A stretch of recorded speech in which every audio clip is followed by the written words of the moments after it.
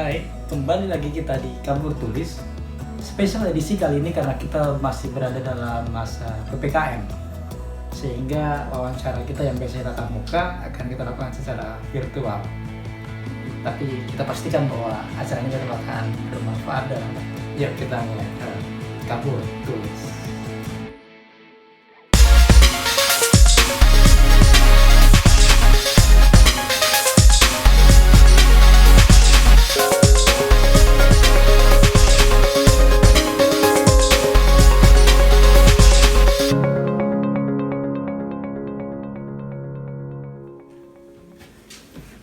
Oke, selamat pagi Bu Eva Rohani Manalu. Sebagai narasumber kita pada hari ini, kita akan membahas tentang pendidikan agama Kristen. Agama adalah pedoman hidup bagi manusia, begitu juga di dalam kehidupan kita sehari-hari. Tentunya dalam mengajarkan agama butuh bagaimana caranya mengerjakannya dalam pendidikan dan mengajarkannya, dan tentu berhubungan erat dengan pendidikan. Menurut pandangan Bu Eva sendiri, bagaimana pendidikan keagamaan maupun pendidikan agama Kristen? Silakan. Makna pendidikan Kristen secara umum, pendidikan sendiri adalah usaha yang disengaja secara terus-menerus dan juga secara sistematis. Maka pendidikan Kristen itu memiliki makna mengajak, menolong anak-anak untuk mereka mengenal Tuhannya dan dilakukan oleh orang tua maupun sekolah secara terus-menerus dan memiliki sistematis yang berunsur kepada Alkitab, dan tujuannya adalah mengenalkan mereka kepada kerajaan Allah. Pendidikan Kristen harus dimulai sedini mungkin, sejak anak-anak, sejak bahkan ketika masih dalam balita, ketika masih masa balita pun pendidikan agama terus diajarkan kepada anak. Bagaimana dan apa pendidikan keagamaan itu bagi anak, dan bagaimana caranya mengajarkan pendidikan agama bagi anak-anak? Pentingnya pendidikan agama Kristen untuk anak-anak menolong mereka memiliki karakter yang baik, bukan hanya untuk saat mereka bertumbuh saat ini, tapi juga pada masa yang akan datang. Kita sudah lihat di masa sekarang ini banyak sekali kemajuan teknologi, kemajuan pergaulan seorang anak-anak. Jika mereka dibekali dengan iman Kristen yang baik dari keluarga, itu akan membantu mereka tetap memiliki iman yang teguh dan memiliki karakter yang baik. Mereka harus memiliki sifat yang baik, karakter yang baik untuk menyukakan hati Tuhan. Mereka hidup bukan untuk mereka hidup sekarang, tapi mereka memikirkan bahwa mereka ada di dunia ini adalah untuk menyukakan Tuhan, dan Tuhan pun mempunyai tujuan yang penting bagi anak-anak, bukan hanya sekedar boleh sukses di dalam sekuler mereka. Ya. Pendidikan memiliki aspek kognitif, afektif, dan juga psikomotorik. Nah, kalau dari pendidikan agama Kristen sendiri atau pendidikan keagamaan itu ada aspek atau sisi-sisi tertentu di dalam pendidikan keagamaan itu. Pendidikan iman Kristen itu meliputi 3 aspek, seperti 1, iman percaya. Iman percaya meliputi penilaian di dalam afektif, di mana jika kita sudah mengajarkan pendidikan agama, pendidikan Kristen kepada setiap anak-anak kita, dapat terlihat dalam perilakunya, minatnya. Kita bisa melihat anak itu perubahannya, sikapnya lebih baik. Lalu yang kedua, iman Kristen di dalam mempercayakan. Nah, kita juga bukan hanya percaya melakukan di dalam tindakan saja, tapi kita juga harus memiliki pengetahuan. Iman Kristen kita itu seperti apa? Kita harus punya pengetahuannya, siapa Tuhan Yesus, siapa yang kita sembah, apa itu kerajaan Allah. Kita harus memahami hal-hal tersebut. Lalu yang ketiga, kita imannya adalah melakukan apa yang sudah kita pahami, apa yang sudah kita mengerti, itu kita lakukan bukan hanya saja bagi diri kita, tapi kita sebarkan kepada sekeliling kita. Orang bisa melihat firman Tuhan melalui perkataan, sikap yang kita lakukan kepada halayak di luar sana. Dan itulah yang diharapkan pendidikan Kristen yang dilakukan oleh gereja, sekolah, maupun keluarga. Manusia bertumbuh, demikian juga iman. Iman pun pasti bertumbuh. Nah, ada nggak sih tahap-tahap pertumbuhan atau perkembangan iman dalam kehidupan seseorang itu? Iman memiliki tahap-tahap di dalam perkembangan iman. Salah satunya pada usia sampai 4-8 tahun, perkembangan iman tersebut adalah meniru. Nah, ini adalah tugas bagi orang tua untuk memberikan tiruan untuk yang baik kepada anak-anaknya. Mereka menjadi teladan bagi anak-anaknya. Di usia 4-8 tahun, anak-anak itu tolong diajarkan untuk satu, misalnya berdoa sebelum makan. Orang tua memberikan teladan dengan mereka berdoa sebelum makan, dan pada tahap ini anak-anak akan meniru. Itulah termasuk dalam perkembangan iman. Orang tua membaca Alkitab atau berdoa pagi, anak-anak melihat, mereka akan memiliki niat untuk meniru karena usianya di 4-8 tahun ini mereka tahap iman dalam meniru.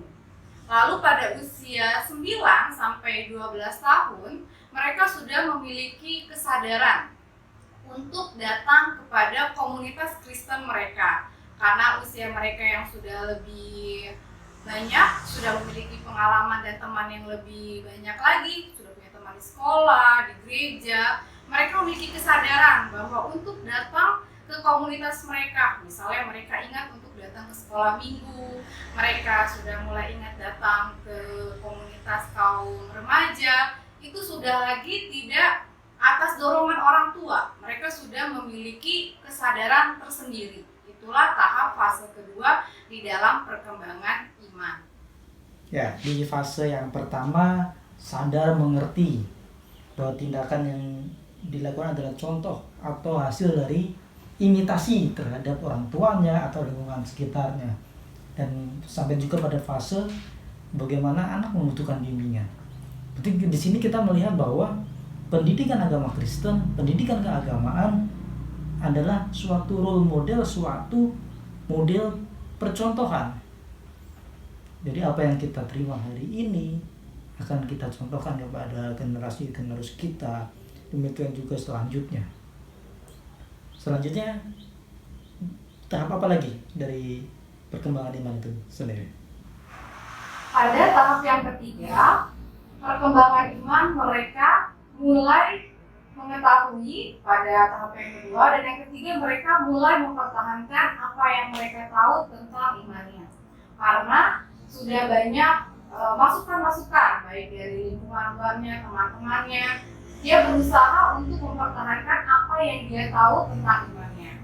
Pada tahap yang keempat, tahap ini iman seseorang sudah mulai stabil. Dia sudah mengetahui dan dia tidak perlu mempertahankan imannya secara berlebihan, tapi dia sudah bisa memaknai imannya dengan benar. Dia sudah dalam situasi yang stabil secara keimanan. Nah, ketika level muda, tadi disebutkan bahwa mempertahankan iman. Mempertahankan iman karena membutuhkan konsistensi, komitmen, dan juga membutuhkan kekuatan, kekokohan pikiran. Betul, ketika kita merasa bahwa kita harus tahu apa yang kita imani dan kita harus mengimani apa yang kita tahu. Sehingga kalau saya menanggapi dari perkataan dari Bu Eva tadi, bahwa mempertahankan iman itu dimulai dari pengalaman kita. Bagaimana pengalaman itu ada ketika kita dekat dengan Tuhan, ketika kita diuji, ketika kita dikuatkan, ketika kita dihadapkan oleh kelemahan, respon kita yang dituntut. Sehingga kita dapat berbicara bahwa kita tahu Tuhan yang kita sembah, kita kenal bagaimana caranya mengajar kita. Selanjutnya, tahap apa lagi? Silakan. Pada tahap kelima, seseorang menemukan kembali komitmen-komitmen yang dia sudah buat pada proses penyimpanan yang lalu-lalu. Dia memaknai setiap komitmen yang dia sudah buat pada masa-masa ini mendapatkan hal yang baru. Pada tahap yang keenam, mereka sudah ingin menjadi agen perubahan. Mereka menyimpan, tidak hanya menyimpan keimanan yang mereka sudah dapatkan, tapi mereka juga ingin membantu dan menolong orang lain untuk berubah di dalam diri mereka masing-masing, berubah menjadi lebih baik secara bersama-sama. Saya mencatat seperti ini, bahwa komitmen tidak terjadi seketika. Ia terbentuk dari kejadian, dari setiap pengalaman, dari setiap proses-proses ilahi yang kita alami. Seperti bahkan ketika mendapat berkat pun, itu juga proses ilahi ketika kita harus bagaimana merespon. Mampukah kita bersyukur? Sehingga komitmen itu terbentuk karena kita tahu kepada siapa kita berkomitmen. Dalam hal ini kepada Tuhan. Sehingga dari rasa komitmen itu ada tanggung jawab ke depan bahwa kita harus menjadi agen perubahan. Kalau tadi disebutkan bahwa kita harus menjadi seseorang yang mengubah sesuatu. Komitmen mendasari kita bergerak lebih daripada yang kita rasa kita mampu. Oke.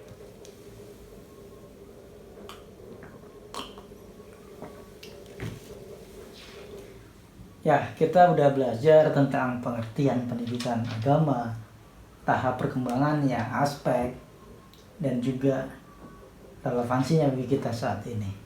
Oke, Bu Eva, closing statement-nya untuk acara kali ini. Pendidikan Kristen bukan hanya menjadi lahan bagi sekolah, tetapi diharapkan boleh menjadi peran orang tua di dalam memberikan pendidikan Kristen, supaya anak-anak boleh memiliki karakter yang sesuai dengan firman Tuhan.